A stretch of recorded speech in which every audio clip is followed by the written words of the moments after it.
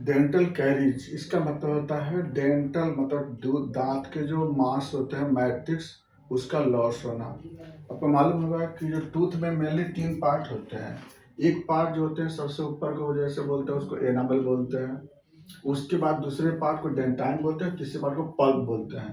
तो enamel, dentine, pulp. Enamel, dentine and pulp 3 part होते हैं। तो एनामेल, डेंटाइल पर 3 बात बताया आपको हम। तो होता क्या है कि अगर इसके एनामेल जैसे बाय द सपोज इसके लॉस कर जाते हैं, एनामेल का कलर चेंज कर जाता है।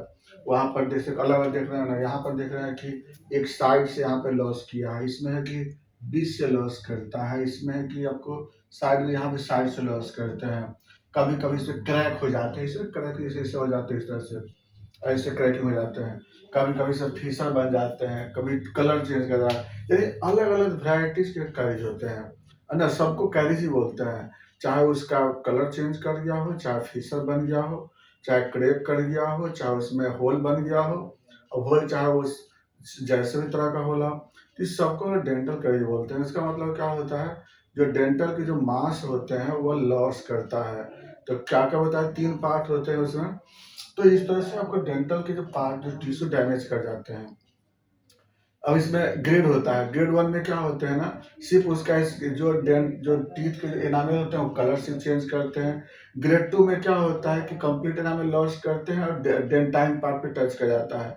ग्रेड 3 में क्या होता है, डेंटाइन पार्ट लॉस कर जाते हैं और ग्रेड 4 में पल्प डैमेज कर जाते हैं। तो 1 में सिर्फ एनामल, 2 में एनामल के साथ कुछ 1 में कलर, 2 में एनामल डैमेज होते हैं, 3rd में डेंटाइन और 4th में पल्प। तो इस तरह से क्या होता है ना कि उसका स्टेज भी होता है डैमेज होने का आपको टीथ में। अब क्या है कि ये जो डैमेज होता है एनामल, इसके पीछे रीजन क्या है। तो देखिए इसका रीजन तो है जैसे बैक्टीरिया का, वहाँ पर है कार्बोहाइड्रेट, बैक्टीरिया।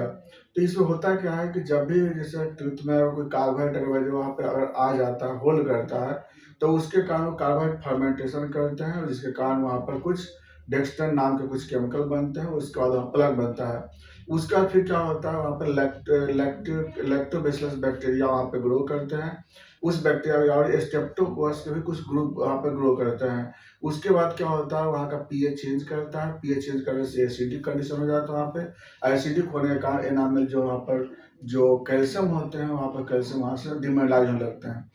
तो इसके कारण क्या होता है, मेनली क्या होता है कि सबसे बड़ा इसमें जो कॉज हुआ वो हुआ कार्बोहाइड्रेट का लॉस होना, फिर वहाँ बैक्टीरिया का इन्फेक्शन होना, पीएच चेंज होना और उसका वहाँ से डिमिनराइज होना। ये इस प्रोसेस से क्या होता है, डेंटल कैरीज होते हैं। तो मतलब मेन रीजन तो ये हुआ ना कि प्रॉपर माउथ वॉश नहीं होना और सब, पहला कंडीशन।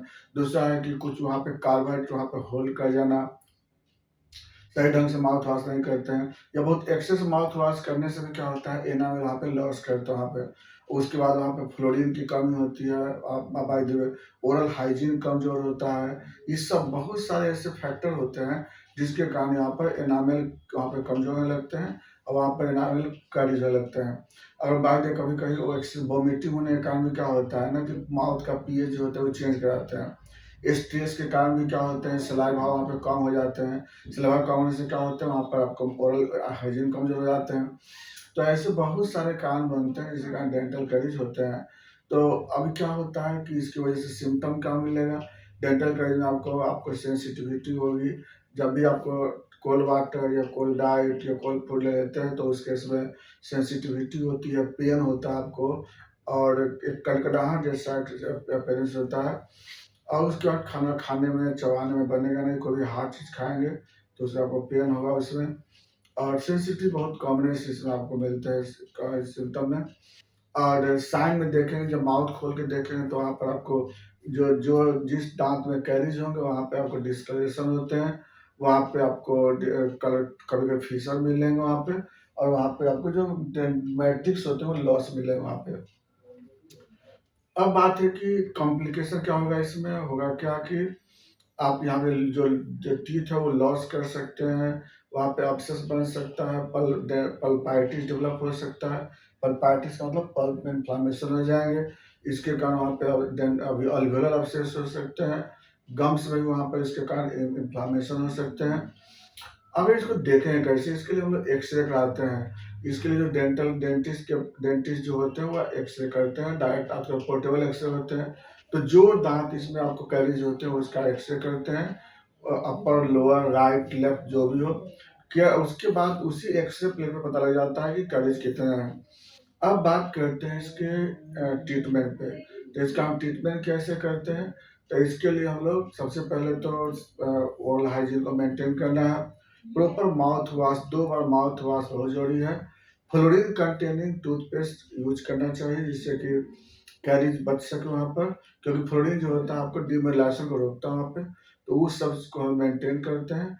और बाकी हम लोग जो कुछ होम्योपैथ दवा है उसमें हम लोग सबसे नंबर 1 पे आता है कलकरिया फॉस। कलकरिया फॉस 6 पावर 6x हम लोग यूज करते हैं। नंबर 2 में आता है कलकरिया फ्लोर। कलकरिया फ्लोर भी यूज करते हैं कैरीज के केस में। इसके बाद देते हैं क्रियोजोट 30 पावर में। क्रियोजोट यूज करते हैं जिसमें कि आपका इन्फेक्शन या फिर पेन ये सब कंट्रोल करता है। और भी बहुत सारी दवा होते हैं जिसको यूज किया जाता है।